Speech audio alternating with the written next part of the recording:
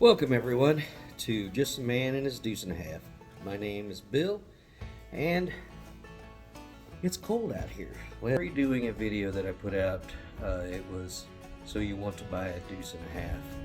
So this one is going to be titled So You Want to Buy a Deuce and a Half Mulligan. This is everything that I looked at or what I looked for in this truck. Let's dive into this. Around for a long time. If you're buying the truck and it's been parked out in the back of a field, either the guy, got disabled or whatever the case is, try to find out how long that truck has been sitting. That's going to, tell you a lot of things. Basically, the tires, are they going to be able to hold up? Assume the worst and hope for the best.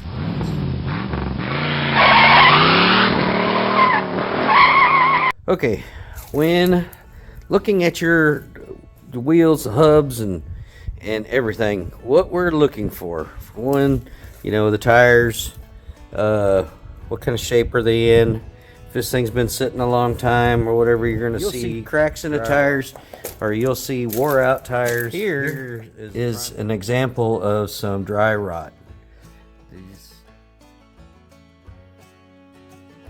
So these trucks, under normal circumstances, they do about 55 mile an hour down the highway, 55 pushing it. Do know that. You can, however, I've seen where people have changed gears. They've upped to the tire sizes, that is one of the things that I want to do on this truck. And that will up your speed limit a little bit. Also, do know anytime any vehicle, this truck especially, you go making the truck naturally faster, you want to do something with the brakes. This does have drum brakes all the way around. They are designed with the load that it can carry and the speeds that it can run, to stop this truck. So you go up in the speed and carrying the same amount of load, you're going to overload these brakes. So do understand that if you go do that, you're going to need to upgrade your brakes as well. So anyway, but you can change the gear ratio. The gear ratio on these trucks, they're designed to like pull tanks and whatnot. All right, so you want to look for stuff like this. This is a bad boot. Basically, the grease is poured out. It's really not hard to replace, but just know that it's going to need replaced. Over here, the axle seal is bad. So the rear axles, basically you're looking for the same thing. In the back, you're looking for wet, like your brake fluid leaks or anything like that. And then as far as everything on the back side, you're just looking for, is the rear end real wet looking, and you're also, before you drive it, you're going to want to, these plugs right here, those are your fill mark plugs. So you're going to fill that rear end. Gear oil, 90 weight I think is what it is. Anyway, so and then you got your dog bones right here. Anyway, you're gonna look at those and see if that's like cracked all the way around where that pin goes through. You've got one over here, and you're, like I said, you just want to look at that, because if those break and come off while you're driving down the road, your rear end will do some funny things.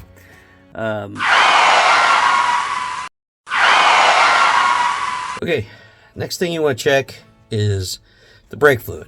Alright, so on this truck, it's got a reservoir here. Now, I hope you all can kind of see it looks kind of empty. So, I did finally get some, but your truck doesn't have that.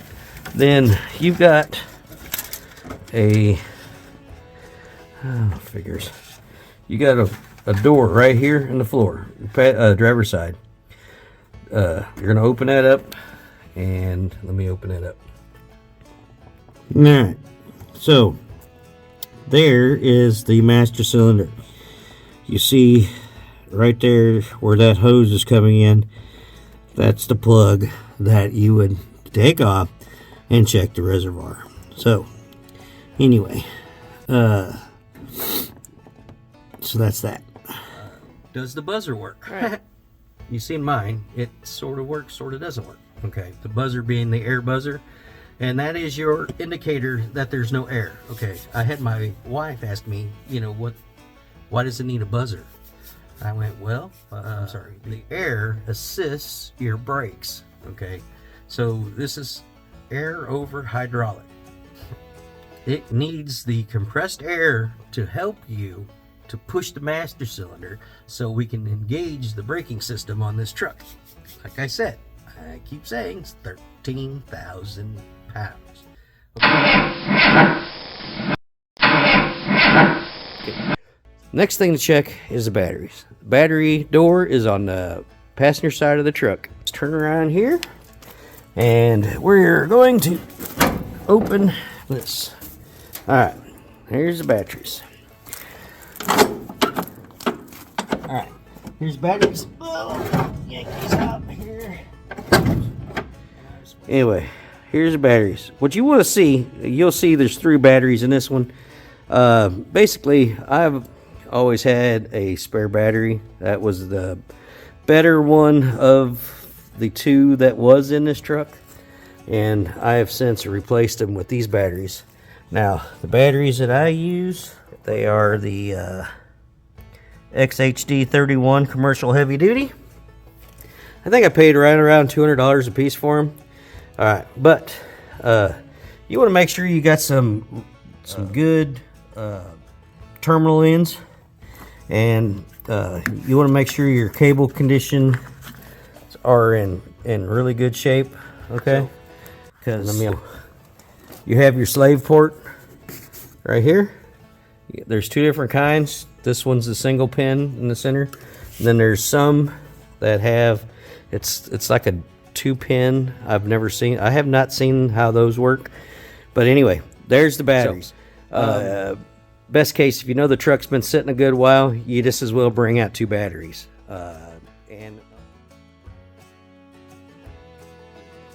So what you're gonna do first off, before even trying to turn the motor over, you want to make sure the fluids are right. Check your radiator. Make sure it's got something in it. Make sure, look at the color. You're going to check that. Pull the dipstick, I'm sorry. Pull the dipstick and check that oil. Diesels look terrible always. But if it's milky, that'll be a telltale sign, that there's a head gasket blown, or, you want to make sure that the oil doesn't smell very much like fuel. Okay.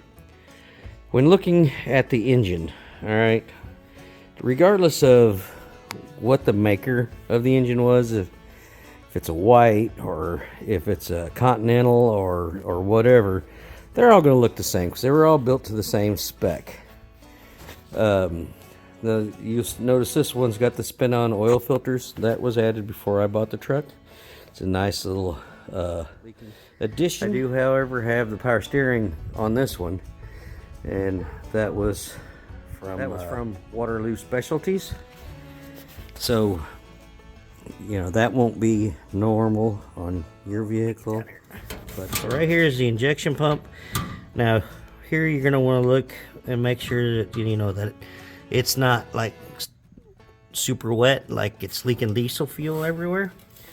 And you want to make sure everything is connected and whatever have you. So we'll talk a little bit. Right here is your fuel density compensator. Mine is bypassed. So here's the main fuel coming in, and it just goes straight into the hydraulic head. Normally it'll come in here and come out over here and then connect. So this was the first thing I bypassed when I bought the truck. Down here is your fuel shut-off lever, or I'm sorry, if the truck won't start, you're going to want to look at this and make sure that this ain't stuck back or something. Down here is your throttle cable. So and Right up there in the front's my power steering pump. That's no good on this one because I've burned it up. We won't talk about that. But, you know, you got all your injectors right there. All right. Over here is your generator, alternator. This is a new alternator or generator. And I had to replace when I bought the truck. If I'd have done some research, I would have replaced this with a newer style, 24 volt, smaller, costs half as much. And then you got your turbo. This one is the D style turbo, so it's a little quieter, a little easier on the eardrums. Although I really like the whistle. Anyway, let's see if the truck will start. One thing with the last video that I did with this was I started the truck while standing outside. God bless. That was so wrong. Thank you. I don't remember who you was that pointed that out. I will mention you across the screen here. But thank you for pointing me out on that. And so, when you're starting these trucks, do remember, it's 13,000 pounds, literally, and it will, you know, push over a house. We'll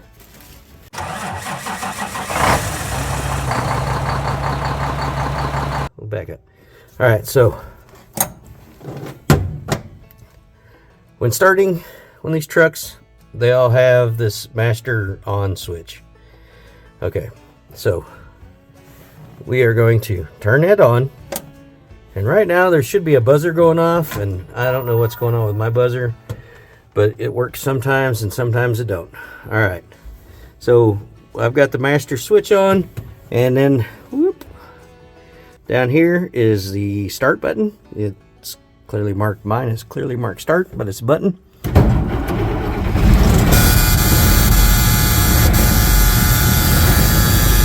But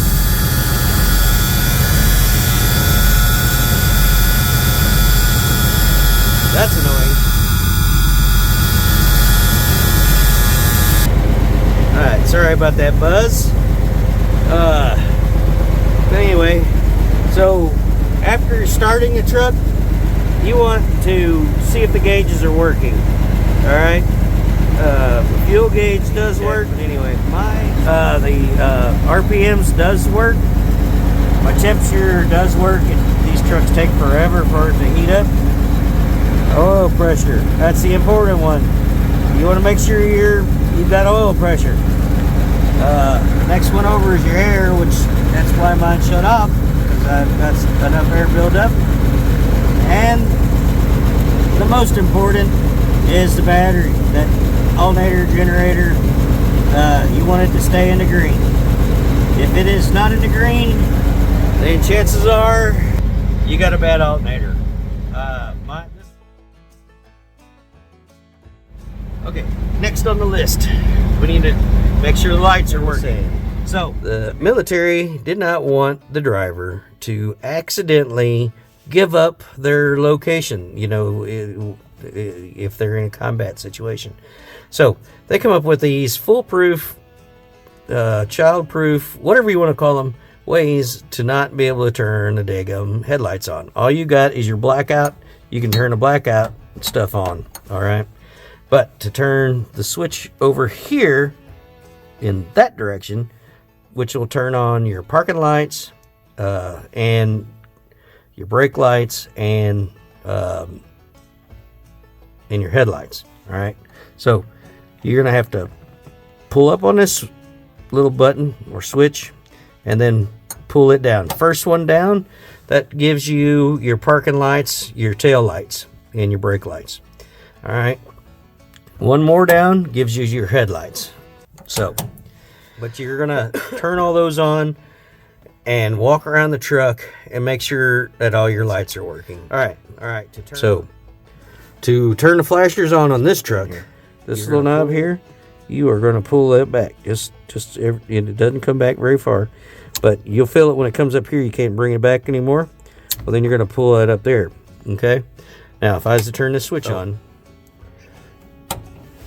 There you go. And you turn your lights on. You see this light here is your flasher indicator. So right now my flashers are on. You can walk around the truck and verify. Like I said, this will also tell you if your brake lights are working. Hey, you see light working, light working. We come back up here to the front, and you see that blinker's on, and of course, you know, I got the pretty lights, so the little halos come on when the power's on, or when I turn the headlights on. Or let's go over shutting a truck off. I just turned the master key switch off. That kills all the power to everything. All right, you've got to kill the engine on this. This is a diesel engine. There's nothing electrical feeding it. You know, there's nothing like that. So you got to manually turn the fuel off. All right, that's how you shut off this diesel truck. All right, so back to...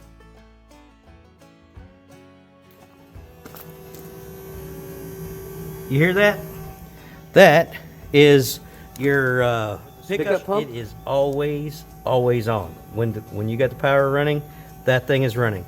Now,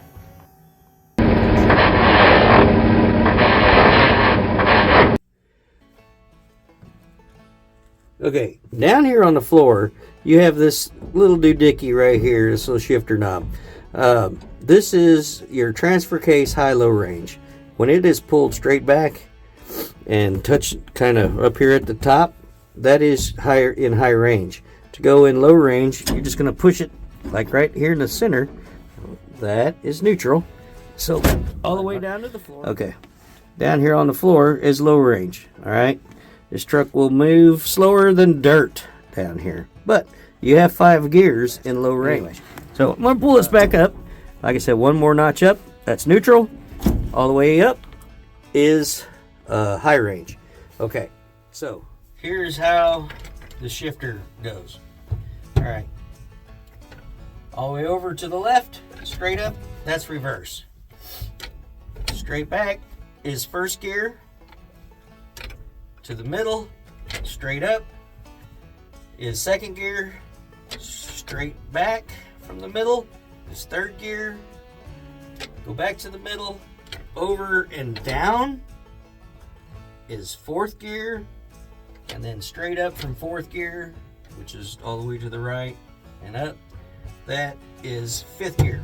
Now, the little bit of research that I done, the reason why they did that was so fifth gear left the stick shift up. That was in the case that there was a third person sitting in the truck, that this would not be down here in their lap.